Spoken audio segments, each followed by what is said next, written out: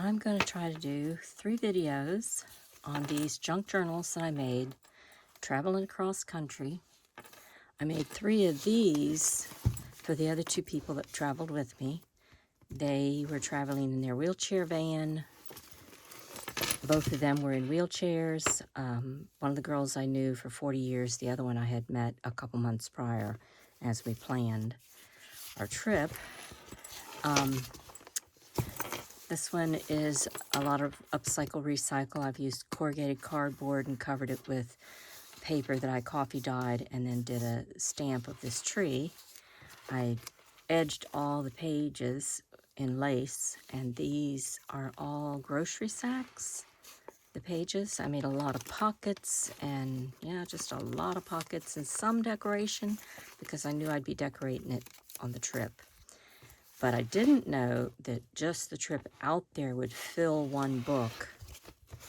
And then the next thing I did when I got home, after keeping notes in a small journal I bought and 2 grocery sacks completely full of cards and rocks and plants and stuff that I was pressing between pages. This one here, I had kept a note journal also as we went out there, so I was able to use this for reference.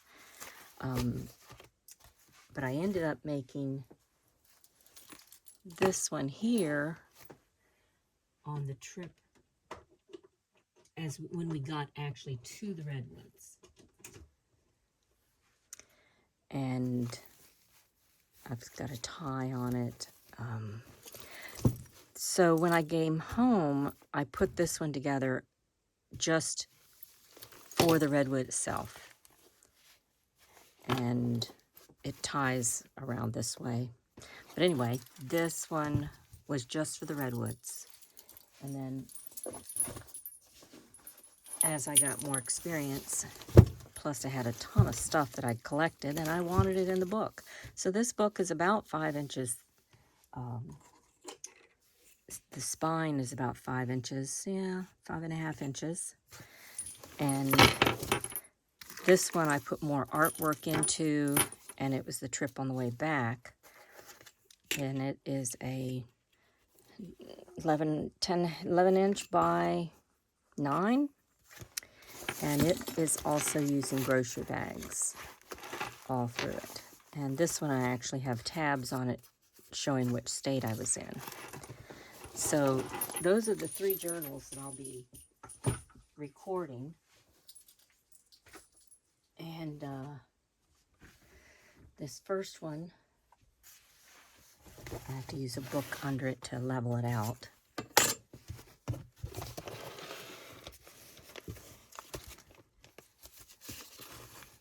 The tie is a snippet roll of just odds and ends of fabric that I sewed on.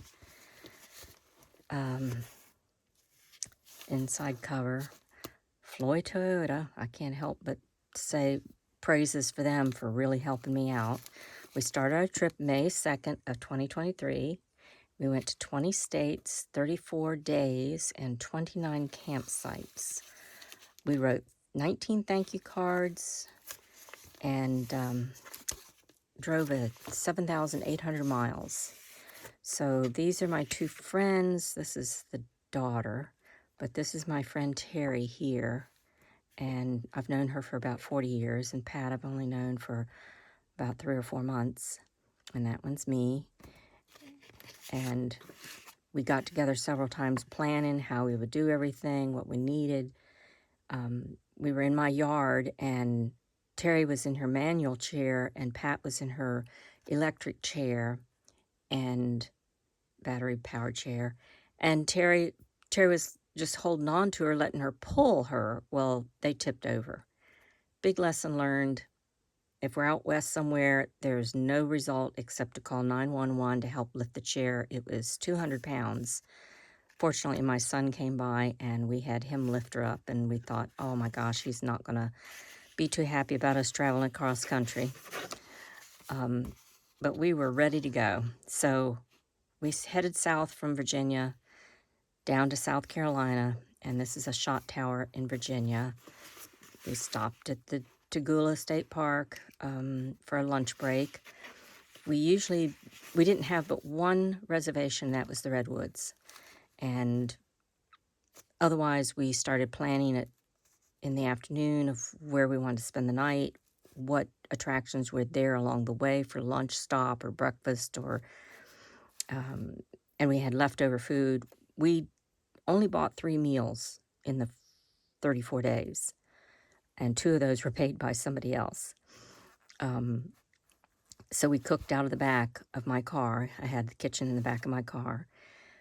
And when we got to South Carolina, my car, my 2019 4Runner that only had, I think at the time, 19,000 miles on it. I hadn't driven very much anywhere. Pulling this little camper at the back, and it's just a queen bed, and my art supplies and clothing is in there. We had the kitchen all in the back of my car. Well, my car blew the engine because the oil was changed wrong and they'd cracked it. And so we went to Flo Toyota. They took care of everything. The company that did my oil change ended up paying $20,000 for my new engine, and I got a good deal on that. I got a 2023 engine, so that was great. And this was the bill, $20,000. Plus, they paid for the rental car that we drove clear out west. I didn't get my car. This was May. I didn't get my car until July. And they paid for the rental the whole time. They paid for my gas to go back down there. We stopped at Kings Mountain, and it took us a couple days getting this whole car thing done, so that was setting us back. And Pat was like, oh my gosh, we're never going to make it. She thought we'd for sure turn around because that was a disaster. And I'm like, no, we're ready. So we stopped here at Kings Mountain. That was a beautiful campsite, driving back in through the woods.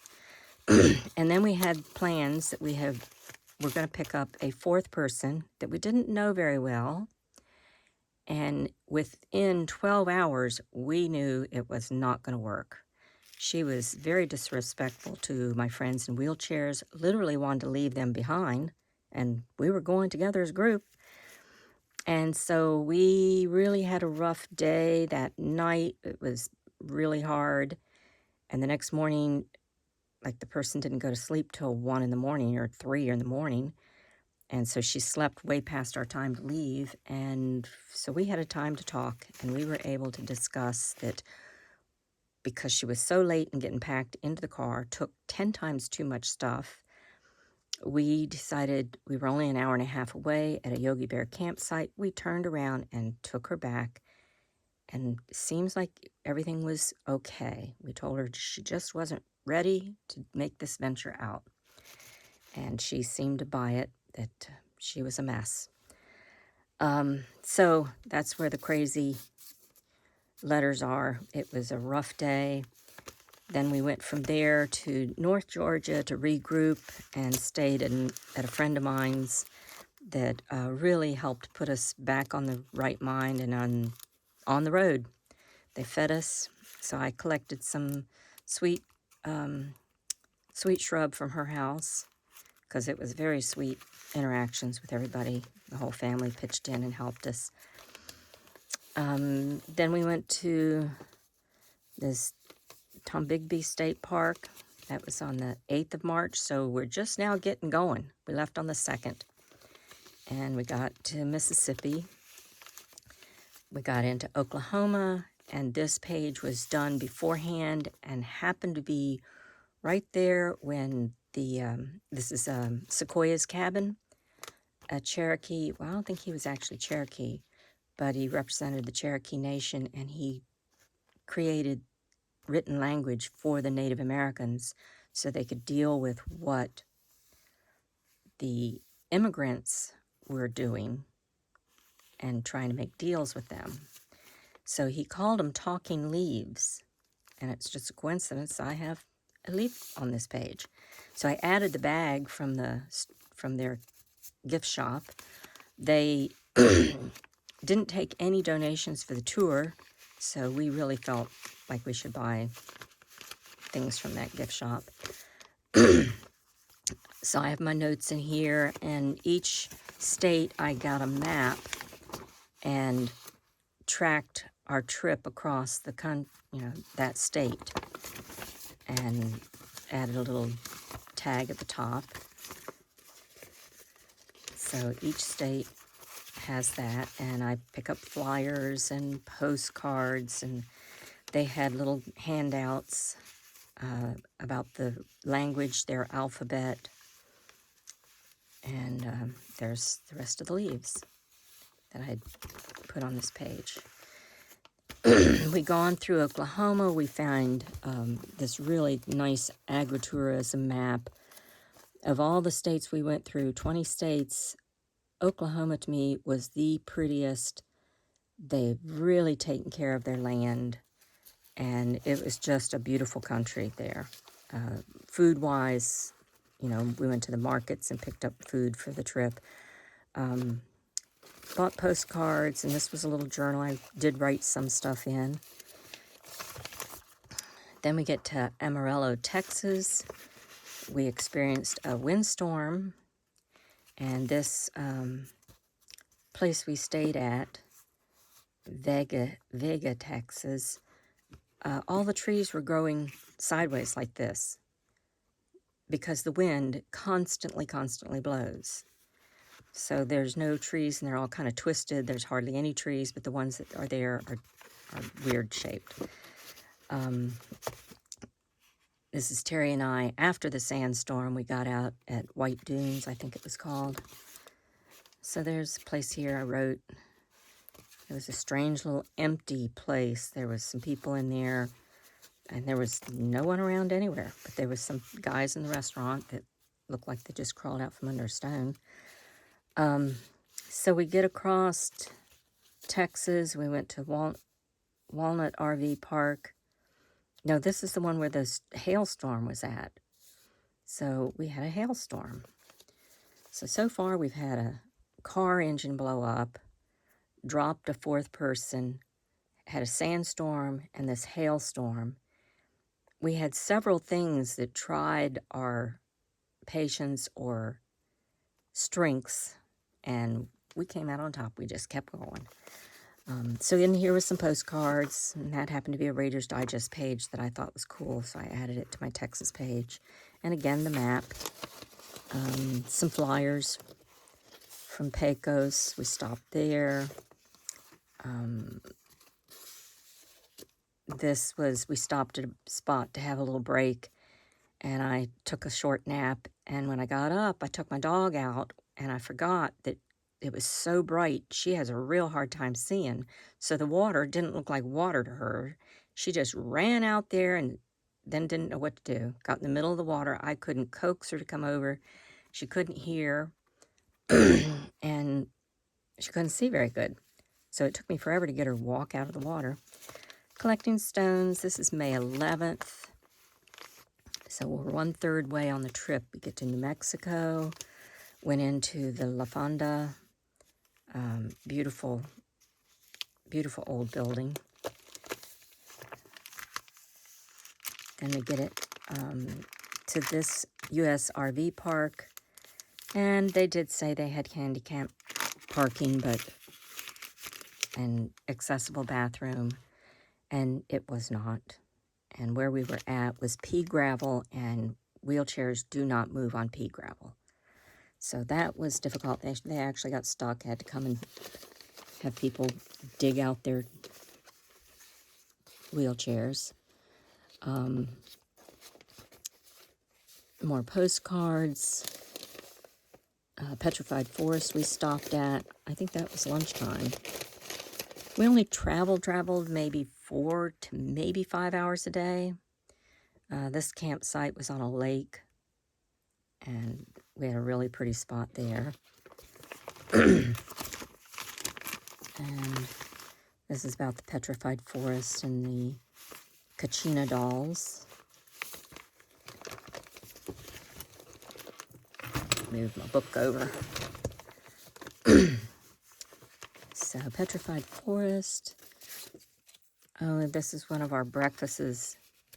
I made fried apple pies and fresh strawberries. And the girls cut up the vegetables for me and everything, and I set up the kitchen spot. We really worked out a good routine on getting our meals.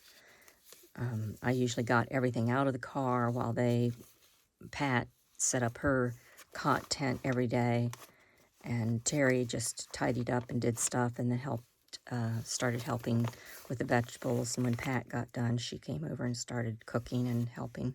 So we shared real good as a group. I found a little charm of a camper. This is more petrified forest. Desert cypress. This was a really cool campsite. They only had 1 or 2 sites left, and the girls that were living there, most of the spots were residents that lived there pretty much full time. They came over, welcomed us like a little welcoming party. They were having a drum circle that night and asked us if we'd like to come over. This was May 13th. And they were just really, really sweet. Had hors d'oeuvres for us and everything. This is sand from the sand dune. And while we were there, an owl came right into the campsite. They had nice trees around, so it wasn't real. It was like a little miniature town with a lot of trees and gardens. But an owl came right in, landed on top of the telephone pole, and then flew out. The girls were also part of an art group, and they were doing an art show the next day called Cowgirl Up. And we weren't able to go to that. My traveling partners weren't much into art, so to get some of these art things happening, it took them a little while, and then they actually got into it. So that was good, because I was really starving to see the art along the way. Then we hit California. We went into San Diego. Terry visited her uncle that lived there. I hadn't seen him in years. So I've got little notes in here from that in the campsite. This is the 16th of May now. And we camped right on the cliffs on the Pacific Ocean, just a little north of San Diego. And so I went down at the bottom of the cliffs. They had stairways going down. It was about 3 floors, I think, to get down to there, 3 stories. And so I collected rocks while I was down there and made these little card packets for the girls. This is the California map showing where we traveled. I don't think I highlighted it, but we were right down here, Los Angeles, right at the border. And that was my main concern, getting through San Francisco and Los Angeles. The cities I thought would be really scary to drive through with a camper, and they were just as easy as could be. I really didn't have any problem driving through those big cities. So this is May 14th. We left on the 16th. So we stayed at 2 different camp spots along the beach. Yeah, here's the 16th and more stones that I collected and some little flowers. Then we stopped at Dana Point, because Terry, they made reservations when they got to California to do a whale watching ride on a boat. And they found a boat that would take wheelchairs. And so they were able to get on the front of this boat. They had a VIP section for them to sit up front.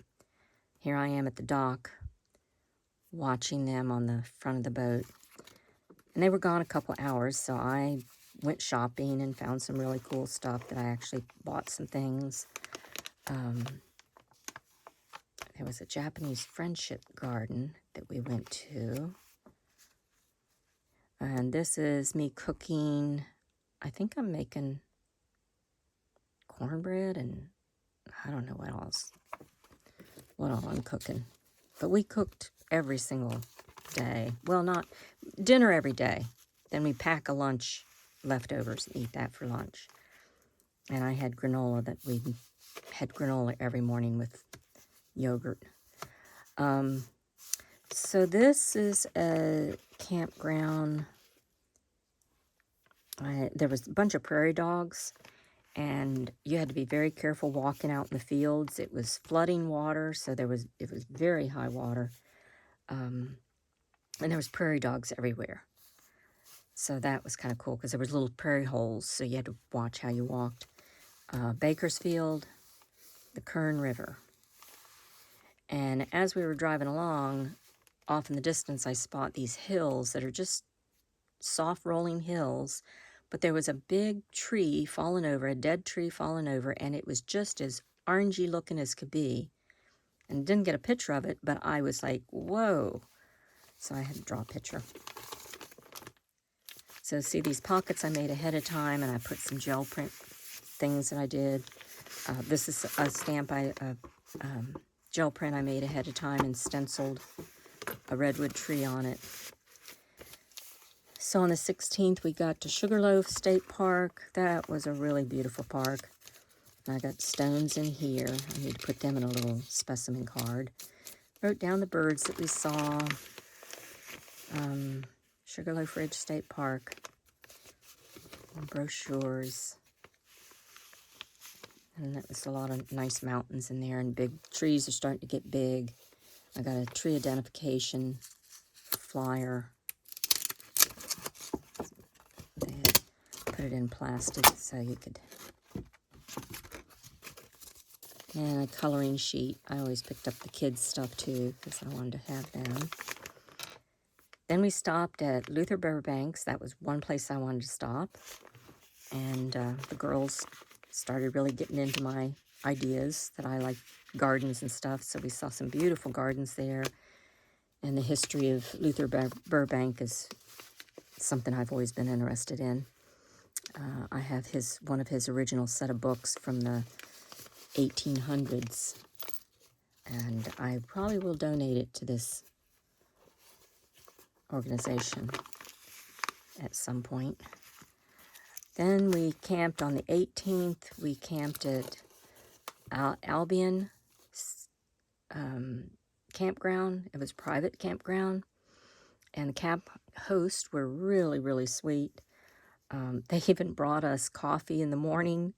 And it was like, what? And then I think at lunchtime they had just made a quiche. So they brought quiche over to us. They were just adorable couple. And they were camping out, and we're probably going to stay there, they said, 2 years and be a camp host there.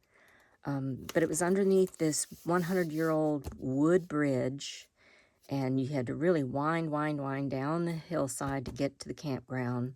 And there wasn't very many sites there, maybe 30, but there was only like 4 people there. So we had the whole camp place to ourselves. The river, when the Pacific Ocean has high tide, the Albion River actually flows upstream. I think they said 2 miles. And kayakers will come and go upstream with the high tide and then come back out when the tide regresses. And it's usually an all-day trip to go up the river and back down.